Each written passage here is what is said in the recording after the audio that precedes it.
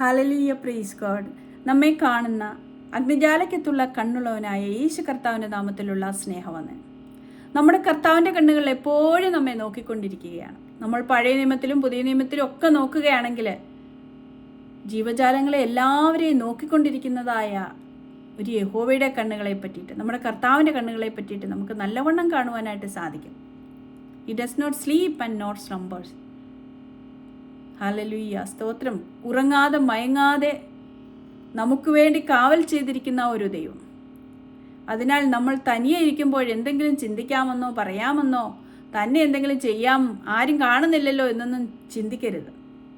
നാം തനിയെ ഇരിക്കുമ്പോൾ കൂടുതലും സൂക്ഷിക്കണം. കാരണം നമ്മെ കാണുന്ന ഒരു ദൈവമുണ്ട്. ഹല്ലേലൂയ, സ്തോത്രം. മനുഷ്യരെ മാത്രമല്ല ദൈവം കാണുന്നത്, മൃഗങ്ങളെയും പക്ഷികളെയും ഒക്കെ കാണുന്നുണ്ട്. നമ്മുടെ തലയിലെ ഒരു മുടി പോലും പോയാൽ കർത്താവിന് അറിയാം. കാരണം അതെല്ലാം എണ്ണി തിട്ടപ്പെടുത്തി വെച്ചിരിക്കുകയാണ്. കാരണം അത്രമാത്രം സൂക്ഷ്മതയോടെ നോക്കുന്ന ഒരു ദൈവം. ഹല്ലേലൂയ. കുരികിലിനെ വില കൊടുക്കുന്ന ഒരു ദൈവം, അതിനെയും ദൈവം കാണുന്നു. ജോനയുടെ പുസ്തകം 4-ാം അധ്യായത്തിൽ നമുക്ക് കാണാം, 1,20,000 മനുഷ്യരെ മാത്രമല്ല, അവിടെ ആ നിലവിലുള്ള എല്ലാ മൃഗങ്ങളെയും കുറിച്ചും ദയുള്ള കരുണയുള്ള കമ്പാഷനാകുന്ന ഒരു ദൈവത്തെ പറ്റിയിട്ട് നമുക്ക് കാണുവാനായിട്ട് സാധിക്കും. അവിടെ കാണുന്ന ഇതെല്ലാം നിന്നെല്ലാം നമുക്ക് മനസ്സിലാകുന്നത് ദൈവത്തിൻ്റെ അൺകണ്ടീഷണൽ ലവിനെ പറ്റിയിട്ടാണ്. Hallelujah, praise God. നമ്മെ കാണുന്ന ദൈവം, എൽറോയി, ഗോഡ് ഹൂ സീസ്.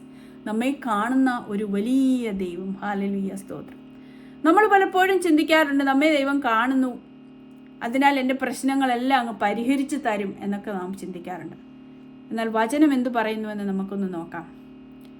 ഉൽപ്പത്തി പുസ്തകം 16-ാം അധ്യായത്തിൽ ഹാഗർ തൻ്റെ യജമാനത്തിയായ സാറയുടെ പോര് സഹിക്കാൻ വയ്യാഞ്ഞിട്ട് ഇറങ്ങി ഓടിപ്പോകുന്നു. ശൂർ മരുഭൂമിയുടെ ഒരു കിണറിൻ്റെ അടുത്തുള്ള വഴിയിൽ വെച്ച് ദൈവത്തിൻ്റെ ദൂതൻ അവൾക്ക് പ്രത്യക്ഷപ്പെടുന്നു. എന്നിട്ട് ചോദിക്കണേ, ഹാഗർ, നീ എവിടെ പോവാ?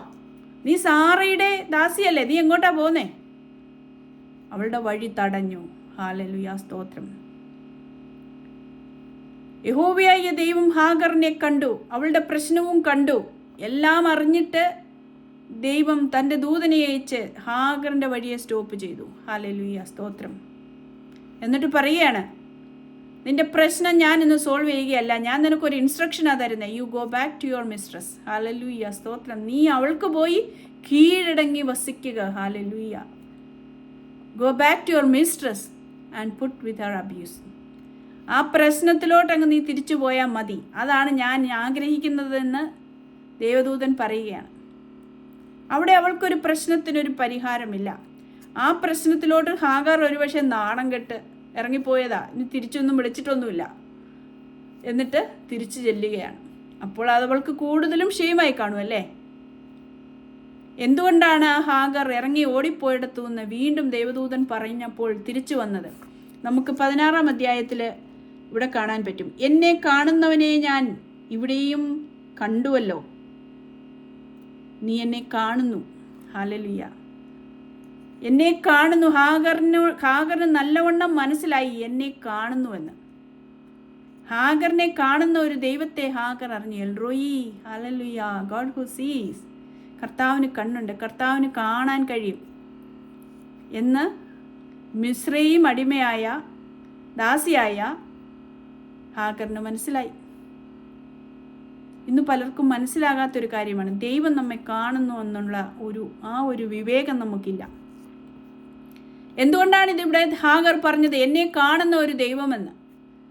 ഹാഗർ ആ പ്രശ്നങ്ങളിൽ കൂടി കടന്നുപോയത് ദൈവം കണ്ടു. അവൾ ഓടി വന്നത് കണ്ടു. ആ ശൂർ മരുഭൂമിയുടെ വഴിയിൽ അവൾ അവിടെ ഇരിക്കുന്നത് കണ്ടു. അവളെ അവിടെ വഴി തടഞ്ഞു. എന്നിട്ട് പറയുകയാണ്, നീ ഒരു മകനെ പ്രസവിക്കും, അവൻ ഇസ്മായിൽ എന്ന് പേരിടണം, നീ പ്രഗ്നൻ്റ് അല്ലയോ എന്ന് ചോദിക്കുകയാണ്. Hallelujah, praise God. പ്രഗ്നൻ്റ് ആണെന്ന് ചിലപ്പം അവളുടെ ശരീരത്തിൻ്റെ ഫിഗറൊക്കെ കണ്ട് മനസ്സിലായി കാണുമായിരിക്കും. എന്നാൽ ഒരു ആൺകുട്ടിയാണെന്ന് ആ വന്ന കാലത്തെ എങ്ങനെ മനസ്സിലാകും? അന്ന് അൾട്രാസൗണ്ടും ഒന്നും ഇല്ലാതിരുന്ന സമയമാണ്. അപ്പോൾ അവളുടെ പുറം മാത്രമല്ല, അവളുടെ അകവും കണ്ട ഒരു ദൈവം. അത് ആൺകുട്ടിയായിരുന്നെന്നും അതിൻ്റെ പേരും പറഞ്ഞു കൊടുത്ത് ദൈവത്തിൻ്റെ ദൂതൻ പറയുകയാണ്. അപ്പോൾ അവൾക്ക് മനസ്സിലായി, എന്നെ അകവും പുറവും എല്ലാം കാണുന്ന ഒരു ദൈവം. ഹല്ലേലൂയ. അപ്പോൾ എൻ്റെ പ്രശ്നം നല്ലവണ്ണം അറിയുന്നു. എൻ്റെ പ്രശ്നത്തിന് അവിടെ ഒരു പരിഹാരമല്ല, എൻ്റെ പ്രശ്നത്തിന് അവിടെ ഒരു ഇൻസ്ട്രക്ഷനാണ്. You go back to your mistress. എൻ്റെ യജമാനത്തിൻ്റെ അടുത്തോട്ട് തിരികെ പോകുവാനായിട്ടുള്ള ഒരു ഇൻസ്ട്രക്ഷനാണ്. ഹല്ലേലൂയ. പ്രിയ ദൈവവൈതലേ, ദൈവം നമ്മെ കാണുന്നു.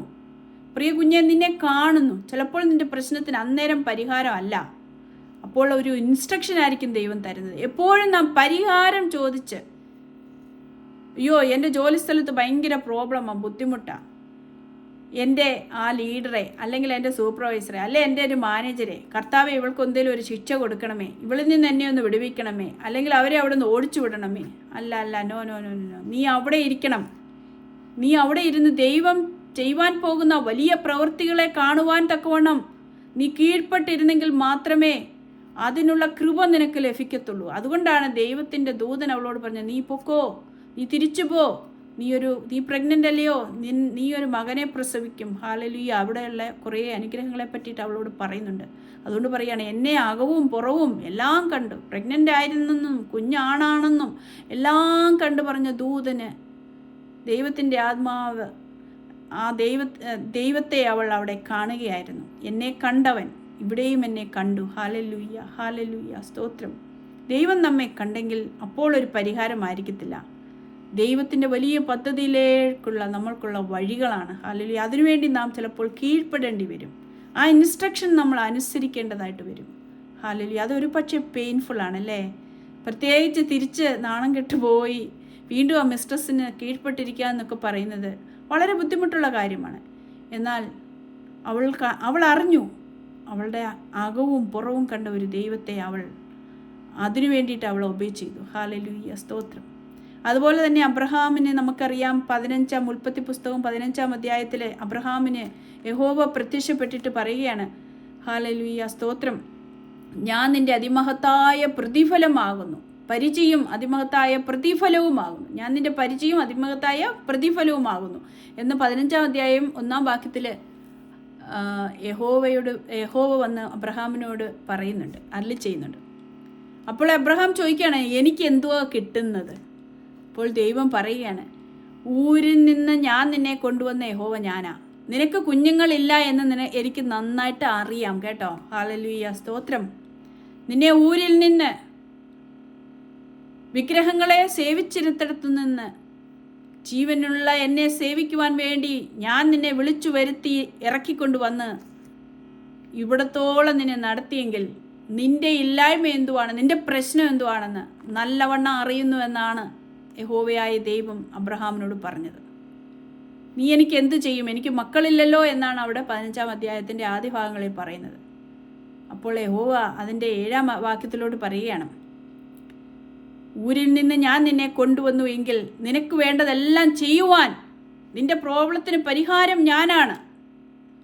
അത് നിനക്ക് വേണ്ടിയപ്പോഴല്ല, നീ ചിന്തിക്കുമ്പോഴല്ല, കർത്താവിൻ്റെ മഹത്വത്തിനായിട്ട് കർത്താവിൻ്റെ സമയത്ത് ചെയ്തു തരുമെന്നുള്ള ആ വാഗ്ദത്തം അബ്രഹാമിനെ ഓർമ്മിപ്പിക്കുകയായിരുന്നു. എന്നിട്ട് പറയുകയാണ്, ആകാശത്തിലെ മണൽ പോലെയും കടൽത്തരയിലെ ആകാശത്തിലെ നക്ഷത്രം പോലെയും കടൽക്കരയിലെ മണൽ പോലെയും ഒക്കെയും ഞാൻ നിന്നെ അനുഗ്രഹിക്കും. എനിക്കറിയാം ഞാൻ എന്ത് ചെയ്യണമെന്ന്, എനിക്കറിയാം നിൻ്റെ പ്രോബ്ലം, എനിക്കറിയാതെ എങ്ങനെ പരിഹരിക്കണമെന്ന്. പക്ഷെ ഞാൻ നിനക്ക് ഇപ്പോഴൊരു ഇൻസ്ട്രക്ഷനാണ് തരുന്നത്, നീ സ്വസ്ഥമായിട്ടിരുന്നോളാം. Hallelujah, praise God. അങ്ങനെ നാം വചനമെല്ലാം നോക്കുമ്പോൾ നമ്മെ കാണുന്ന ഒരു ദൈവം, എൽ റോയി, ഗോഡ് ഹു സീസ്, എന്നെ കാണുന്ന ഒരു ദൈവം. പ്രിയ ദൈവവേദിലെ നിങ്ങളെ ഓരോരുത്തരെയും കാണുന്ന ഒരു ദൈവം. അവൻ്റെ കണ്ണിന് മറവായിട്ടിരിക്കുന്നതൊന്നുമില്ല, അഗ്നിജ്വാലയ്ക്കത്തുള്ള സമമുള്ള കണ്ണുകളുള്ള ദൈവമാണ്. വെറുതെ അങ്ങ് ഇരിക്കുവല്ല നമ്മുടെ ദൈവം.